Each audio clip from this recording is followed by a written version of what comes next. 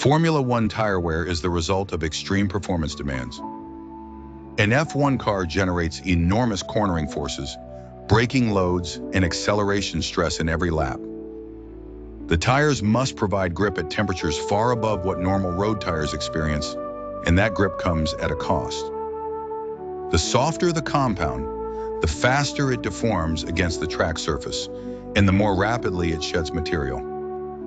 A race tire is not designed to last for comfort or efficiency. It is designed to create maximum friction for a short window of time.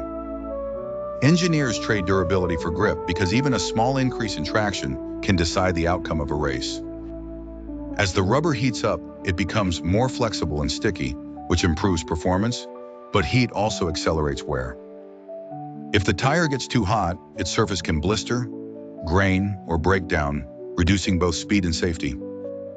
Track conditions make the problem worse.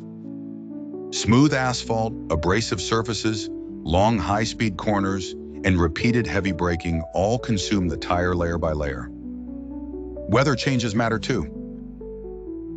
Hot tracks soften the rubber, while cooler conditions can prevent the tire from reaching its ideal operating range. Teams must constantly balance tire compound choice, pressure, tire management, and pit strategy. In Formula One, the tire is not just a part of the car. It is a central part of the strategy. Drivers must push hard enough to stay competitive, but not so hard that the tires collapse before the race is over. That tension is what makes tire wear so rapid and so important. The limit is intentional. The race becomes a battle not only against other drivers, but against the tire itself.